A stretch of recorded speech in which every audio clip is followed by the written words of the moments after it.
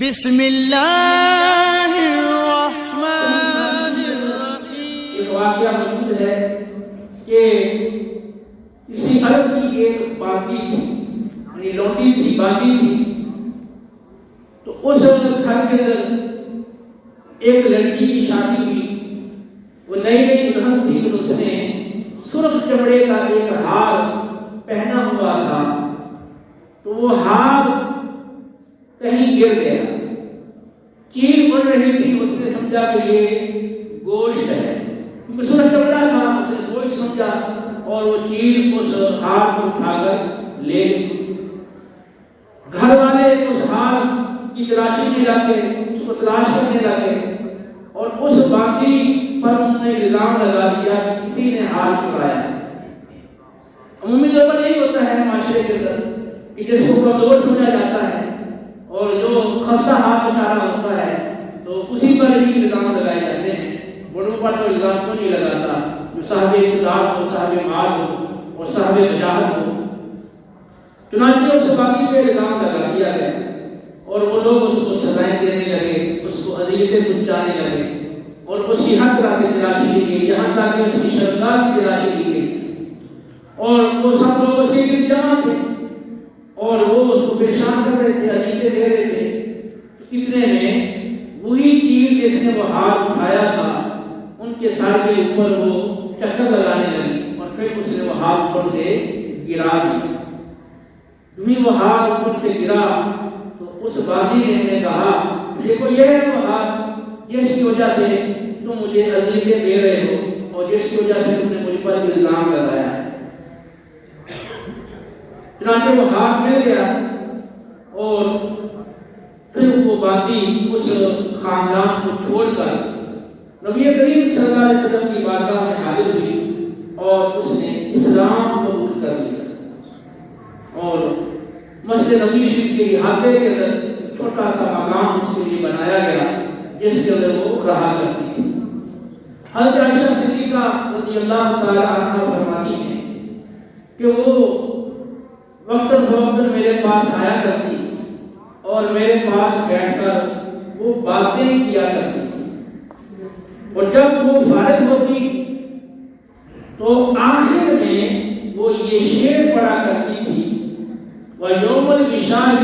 مِنْ طَعَانِينِ رَبِّنَا عَلَىٰ إِنَّهُ مِنْ بَدْلِ الْكُفْرِ أَنْجَانِ۔ ہار والا دن ہمارے رب کے عجائب قدرت میں سے ہے اور بے شک اللہ تعالیٰ نے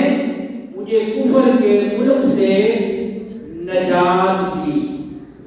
حضرت عائشہ صدیقہ رضی اللہ تعالی عنہا نے اسے ایک دن فرمایا کہ جب تم میرے پاس آتی ہو اور بیٹھ کر باتیں کرتی ہو تو پھر آخر میں یہ شعر پڑھا کرتی ہو، اس میں کیا راز ہے، اس کا کیا پس منظر ہے؟ تو پھر اس باندی نے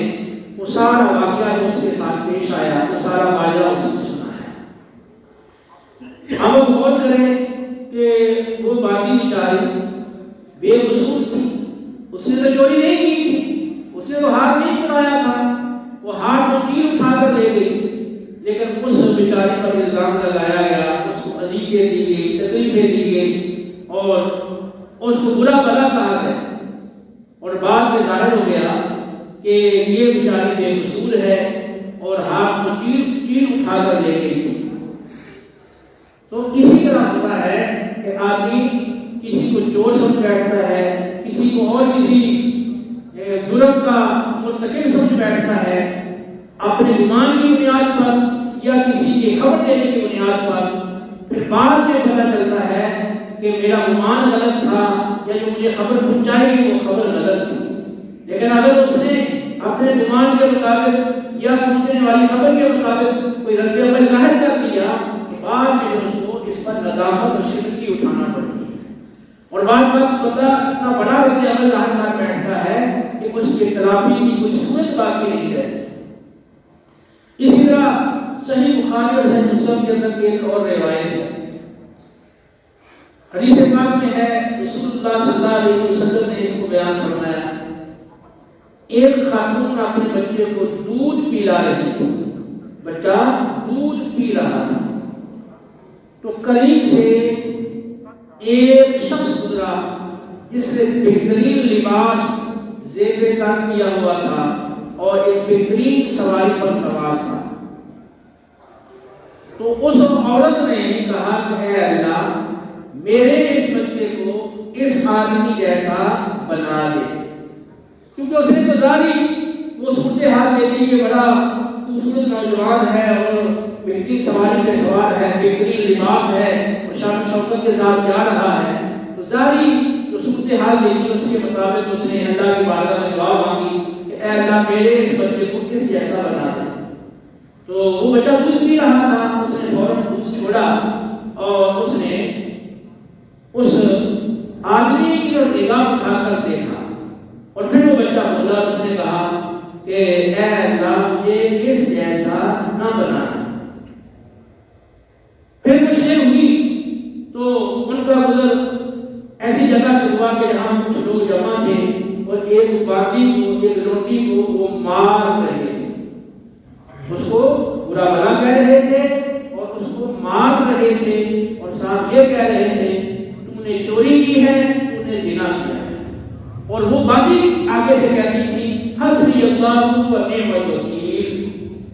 تو اس کو وہ مارتے تھے اور ساتھ ساتھ زنا کا چوری کا الزام لگاتے تھے اور وہ آگے سے حسبی اللہ و نعم الوکیل پڑھ رہی تھی. اس عورت نے کہا کہ اے اللہ میرے اس بچے کو اس باقی جیسا نہ بنانا. بچے نے پھر دودھ پیتے ہوئے چھوڑا دودھ اور اس کی نگاہ اٹھا کر دیکھی اور پھر کہا کہ اے اللہ مجھے اس جیسا بنانا.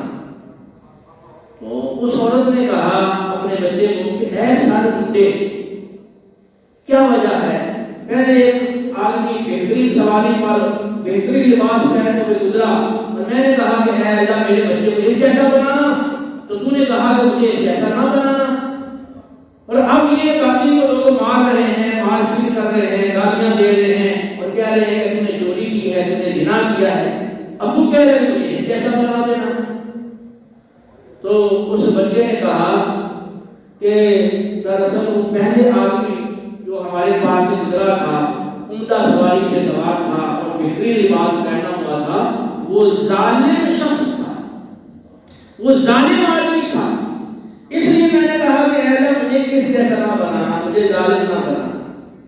اور یہ باقی جس کو لوگ مار رہے ہیں اور گالیاں دے رہے ہیں اور کہہ رہے ہیں چوری کی ہے, نے زنا کی ہے, زنا کیا ہے, یہ بیچاری بے قصور ہے, نہ اس نے زنا کیا ہے نہ اس نے چوری کی ہے, اس کا کوئی قصور نہیں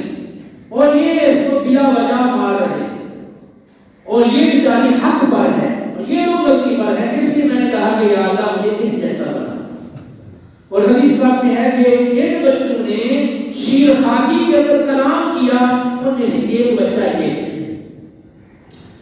اب یہ روایت صحیح بخاری میں بھی موجود ہے, صحیح مسلم کے اندر بھی موجود ہے. تو آپ غور کریں, پہلا واقعہ جو میں نے صحیح بخاری کے حوالے سے بتایا وہ بھی ایک باقی کا واقعہ تھا اور یہ جو روایت ہے متفق علیہ یہ بھی ایک باقی کا واقعہ ہے.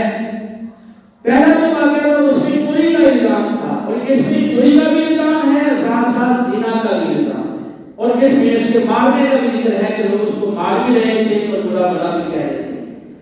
تو وہ پہلے والا جو واقعہ ہے اس میں بھی وہ باقی بے قصور تھی اور اس واقعے کے اندر بھی یہ باقی بے قصور تھی. عمومی طور پر معاشرے میں ہوتا ہی یہ ہے کہ جب بھی کوئی چوری ہوتی ہے یا کوئی اس طرح کا جرم وہ معاشرے میں ہوتا ہے تو پھر جو ذرا غریب ہو, کمزور ہو, جو خستہ حال ہو تو اس پر الزام لگایا جاتا ہے اور اس کو پورے الزام ٹھہرایا جاتا ہے. اور جو بڑا مال والا ہو, بڑے خاندان والا ہو, وجاہت والا ہو, خاندانی وجاہت ہو یا اس کے بعد اقتدار ہو تو وہ کتنا ہی قصوروار کیوں نہ ہو, عمومی طور پہ لوگ اس پر الزام لگانے سے ڈرتے ہیں اور اس پہ الزام نہیں لگاتے. تو بیچارے کمزور پر الزام عمومی طور پہ لگایا جاتا ہے. لیکن آپ نے ملاحظہ کیا ان دونوں حدیث کی روشنی میں کہ یہ الزام غلط لگایا گیا اور اس الزام پر جو رد عمل ظاہر کیا گیا وہ غلط تھا. تو یہ سب نے اللہ کی بارگاہ میں آخرت میں جواب دینا پڑے گا اور انہیں اپنے اس غلط عمل کی اور اس زیادتی کی اور اس ظلم بھگتنی پڑے گی۔ تو اگر دنیا میں کوئی اگر نہیں پچھتایا کسی پر جھوٹا الزام لگا کے اور جھوٹے الزام کی بنیاد پر جھوٹا پرچہ کروا کے اور اسے جیل میں ڈلوا کے یا اسے کوئی اور سزا دلوا کر وہ دنیا میں اگر ندامت اس کو نہیں ہوئی اور پشیمانی نہیں ہوئی تو آخرت میں جو وقت آئے گا وہاں تو جھوٹی وکالت نہیں چلے گی، وہاں تو جھوٹی گواہیاں نہیں چلے گی نا اللہ کی بارگاہ میں، تو وہاں تو عدل کیا جائے گا اور مظلوم کو اس کا حق دلوایا جائے گا۔ وہاں پہ انسان کی کتنی ندامت ہوگی جو دنیا کی بے شمار ندامت سے بڑھ کر ندامت ہوگی اور دنیا کی رسوائیوں سے بڑھ کر وہاں رسوائی ہوگی۔ لہذا اس حوالے سے محتاط ہونے کی حاجت ہے کہ سنی سنائی باتوں پر اعتماد مت کیا کریں اور سنی سنائی باتوں پر اعتماد کر کے اس پر اپنا کوئی رد عمل ظاہر نہ کیا جائے۔ کیا آپ اپنے لیے پسند کرتے ہیں کہ آپ کے بارے میں کسی کو کوئی خبر دی جائے اور وہ فوراً وہ بغیر تحقیق کیے اور بغیر آپ سے پوچھے وہ فوری رد عمل آپ کے خلاف ظاہر کرے، آپ اس کو پسند کریں گے؟ ہرگز نہیں۔ جب آپ اپنے لیے پسند نہیں کرتے تو پھر آپ دوسرے کے لیے ایسی بات کیوں روا رکھتے ہیں؟ جبکہ بخاری مسلم کی حدیث میں موجود ہے نبی کریم صلی اللہ تعالی علیہ وسلم نے ارشاد فرمایا اس ذات کی قسم جس کے قبضہ قدرت میں میری جان ہے، تم میں سے کوئی شخص بھی اس وقت تک کامل مومن نہیں ہو سکتا جب تک اپنے مسلمان بھائی کے لیے وہی پسند نہ کرے تو اپنے لیے پسند کرتا ہے۔ اور پھر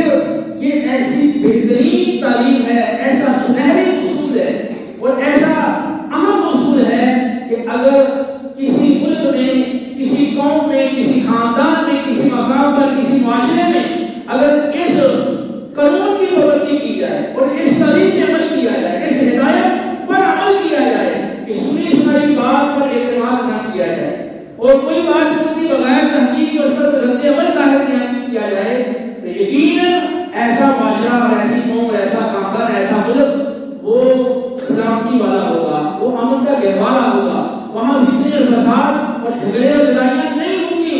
عمومی طور پر ساس بہو میں جو لڑائی ہوتی ہے یا خاندان میں میاں بیوی کے درمیان میں جھگڑے ہوتے ہیں یا اس کے علاوہ دوستوں کے اندر، پڑوسیوں کے مابین یا دیگر مسلمانوں کے مابین آپس میں جھگڑے ہوتے ہیں، لڑائیاں ہوتی ہیں، بعض قتل تک نوبت چلی جاتی ہے، تو اس کے پیچھے کی سنی سنائی غلط باتیں، جھوٹی باتیں وہ اس کا پس منظر ہوتی ہیں جن کی بنیاد پر آدمی ایک ایکشن لے رہا ہوتا ہے، رد عمل ظاہر کر رہا ہوتا ہے اور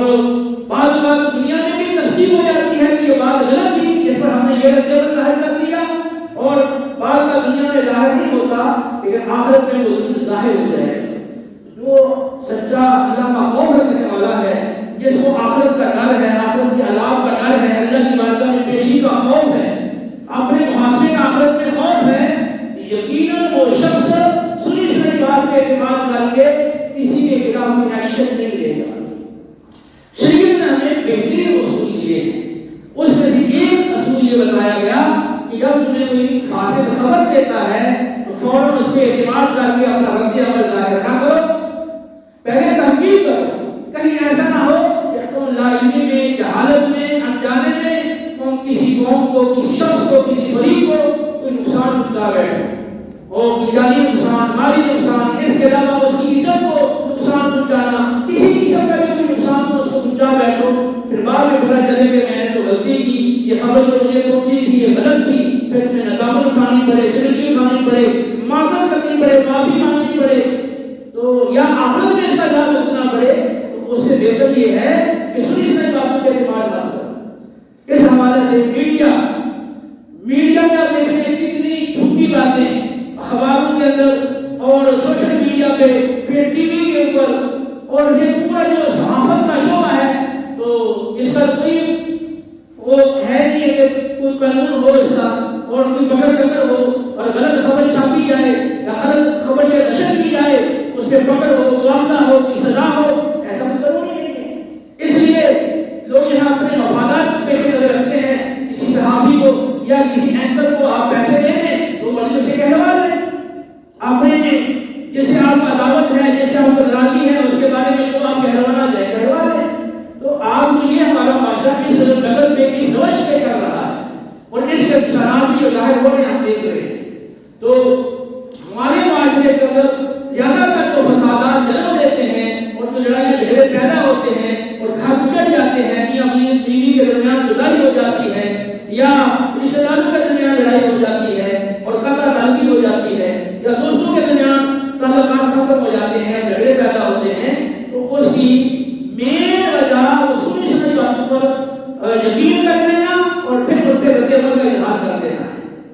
جبکہ قرآن و سنت نے ہمیں تعلیم دی ہے کہ ہم سنی سنی باتوں پہ اعتماد نہ کریں۔ تو اس حوالے سے میری یہ عرض ہے کہ آپ اللہ سے یہ اپنا عہد کریں اور اپنی یہ اپنا ذہن بنائیں کہ سنی سنی بات میں اعتماد نہیں کروں گا، کسی ایک طرفہ بات سن کے رد عمل ظاہر نہیں کروں گا جب تک دوسرے حدیث سے اس کی تصدیق نہ ہو جائے۔ تو قرآن بھی بتا رہا ہے، حدیث بھی بتا رہی ہے، ہمارا عمل اور تجربہ بھی بتاتا ہے کہ بارہا ایسا ہوتا ہے کہ جو خبر ہم کا جو خبر پہنچتی ہے وہ درست نہیں ہوتی۔ تو لہذا اس بات کو یقینی بنایا جائے۔ انشاءاللہ اگر آپ اپنے گھر میں اس پہ عمل کرتے ہیں اور اپنے خاندان میں آپ اس پہ عمل کرتے ہیں، اپنے معاشرے میں رہتے ہوئے آپ اس پہ عمل کریں گے، تو اس پر عمل کرنے کی برکت سے آپ کے خاندان میں، آپ کے گھر میں، آپ کے معاشرے میں